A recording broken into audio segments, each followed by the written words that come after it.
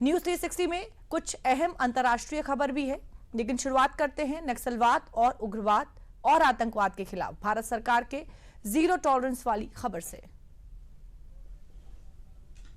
मान्यवर तीन नासूर थे, जम्मू कश्मीर की समस्या, वहां टेररिज्म की समस्या, वामपंथी उग्रवाद जो तिरुपति से पशुपतिनाथ का स्वप्न देखते थे, और तीसरा समस्या था उत्तर पूर्व का उग्रवाद, नॉर्थ ईस्ट का उग्रवाद। इन तीन समस्याओं का टोटल लगाएं तो लगभग 92,000 इस देश के नागरिक 4 दशक में मारे गए माने,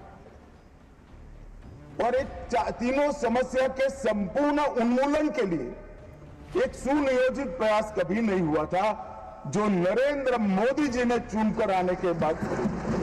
शुक्रवार को बजट सत्र के 8वें दिन केंद्रीय गृह मंत्री अमित शाह ने राज्यसभा में गृह मंत्रालय के कामकाज पर चर्चा का जवाब देते हुए बीते 10 सालों में देश से 3 बड़े नासूरों को उखाड़ फेंकने का जिक्र करते हुए आतंकवाद से लेकर उग्रवाद जैसे मसलों पर पहले की सरकारों के रवैये को बताते हुए विपक्ष पर जोरदार हमला बोला।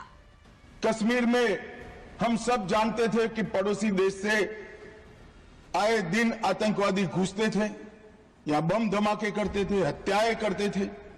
एक भी त्योहार ऐसा नहीं होता था जो चिंता के बगैर जाता था, और केंद्र सरकारों का रवैया लचीला होता था, चुप्पी साध जाते थे, बोलने में डर लगता था, कोई दुविधा भी थी, शायद वोट बैंक का भी डर था।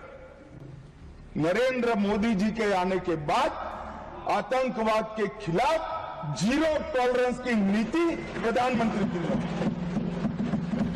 पहले हमले होते थे, कुछ नहीं होता था, कोई कुछ नहीं बोलता था, जवाब नहीं दिए जाते थे और लोग भूल जाते थे।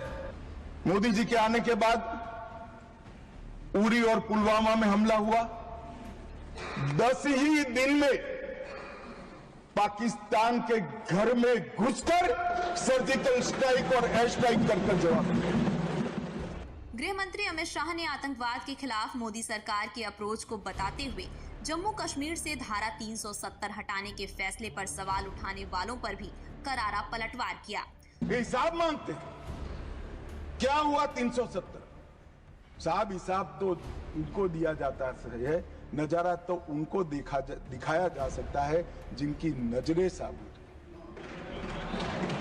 जो काला चश्मा पहनकर आंखें मूंद कर बैठते हैं, उसको विकास नहीं दिखा सकते। किसी सदस्य ने ठीक ही कहा था, पैदल यात्रा निकाली, कश्मीर तक गए, अपने कार्यकर्ताओं के साथ बर्फ की होली भी खेले और कहे कि मुझे दूर से आतंकवादी दिखाई पड़ा था। अरे भाई, नजर में ही आतंकवादी है तो आपको सपने में भी आएगा और कश्मीर में भी दिखाएगा। हम तो दिखाई देते ही सीधा 2 आंखों के बीच में गोली मारते हैं, मान्यवर 2 आंखों। हमारी सरकार ना आतंकवाद को सह सकती है, ना आतंकवादियों को सह सकती। कोई जगह नहीं है देश में तब देश के नागरिकों के साथ खून की होली खेलने वाले। लोकसभा के नेता प्रतिपक्ष राहुल गांधी की भारत जोड़ो यात्रा पर तंज कसते हुए गृह मंत्री अमित शाह ने आतंकवाद के खिलाफ जीरो टॉलरेंस की नीति का बखान, साथ ही देश से नक्सलवाद को जड़ से मिटाने की तारीख का भी ऐलान किया। मैं सबसे पहले एक बात इस सदन में जिम्मेदारी के साथ बताना चाहता हूं, 21 मार्च 2026 को इस देश से नक्सलवाद समाप्त। और मैं जो बोल रहा हूं, इसके पीछे नरेंद्र मोदी सरकार के 10 साल का परिश्रम, बारीक आयोजन, इनकी विकास की भूख संतोषने के लिए किए गए प्लानिंग और पैसों का आवंटन है, और सुरक्षा ग्रिड को एक भी जगह गैप न रह जाए, इस तरह से हमने पुख्ता किया है। साल भर के अंदर देश से नक्सलवाद को मिटाने और देश को नक्सल मुक्त बनाने का गृह मंत्री अमित शाह का ये बयान ऐसे वक्त पर आया है जब गुरुवार को सुरक्षा बलों ने 2 अलग अलग ऑपरेशन में 30 नक्सलियों को मार गिराया। हालांकि इस ऑपरेशन में एक जवान भी शहीद हो गया। दिनांक 20 मार्च को जिला बीजापुर की पश्चिम बस्तर क्षेत्र में हुई मुठभेड़ में माओवादियों का टोटल 26 डेड बॉडी रिकवर किए गए थे। इस मुठभेड़ में हमारा एक जवान राजू एम उन्होंने भी नक्सली से बहादुरी से लड़ते हुए वीरगति प्राप्त किया। पूर्व में माओवादी संगठन में उन्होंने कार्यरत थे। वर्ष 2020 में राजू एम ने हिंसा त्याग कर माओवादी संगठन से बाहर आकर समाज की मुख्य धारा में शामिल होने के उद्देश्य से आत्मसमर्पण किया।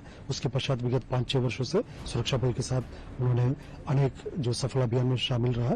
अनफॉर्चुनेटली कल की मुठभेड़ में उनका शहादत हो गए थे, लेकिन इसके बावजूद जो हमारा सुरक्षा बल सदस्य सबका मनोबल अभी भी मजबूत है और जो सभी हमारे जो शहीद जवानों का शहादत से प्रेरणा लेकर आने वाले समय में और समर्पित होकर और बेहतर कार्रवाई करेगा। नक्सलवाद के खिलाफ जीरो टॉलरेंस की नीति के चलते साल 2025 में अब तक 90 नक्सली मारे जा चुके हैं और 104 नक्सलियों को गिरफ्तार किया गया है। गृह मंत्री अमित शाह ने आतंकवाद और नक्सलवाद के साथ ही भाषा के मुद्दे पर उपजे विवाद को लेकर भी विपक्ष पर जमकर निशाना साधा। ये जो भाषा के नाम पर दुकान चलाते हैं अपने भ्रष्टाचार को छुपाने के लिए, उनको मजबूत जवाब है। भारत की एक एक भाषा भारत की संस्कृति का गहना है। माननीय क्या कहते हैं कि हम दक्षिण की भारत के भाषाओं के विरोधी हैं? कोई राज्य की भाषा के विरोधी कैसे हो सकते हैं? हम भी तो वहीं से आते हैं। मैं भी गुजरात से आता हूं, निर्मला जी तमिलनाडु से आते हैं।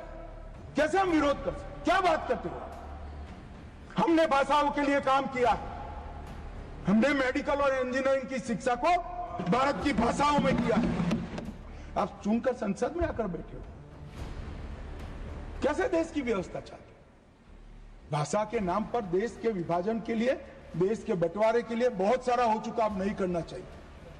देश आगे बढ़ गया है। आप विकास की बात करिए।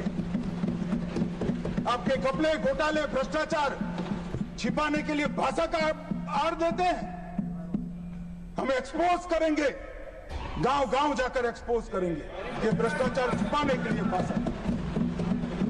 बजट सत्र के दूसरे चरण की शुरुआत से ही सदन में लगभग हर दिन भाषा के मुद्दे पर घमासान होता चला आ रहा है। डीएमके और विपक्ष की अन्य पार्टियां एनईपी में ट्राई लैंग्वेज को लेकर लगातार सरकार को घेरने में लगी हैं। ऐसे में गृह मंत्री अमित शाह ने भाषा पर सियासत करने वालों को सदन में जो जवाब दिया है, उसके बाद भाषा विवाद पर चल रही सियासी बयानबाजी क्या नया मोड़ लेती है, देखना दिलचस्प होगा।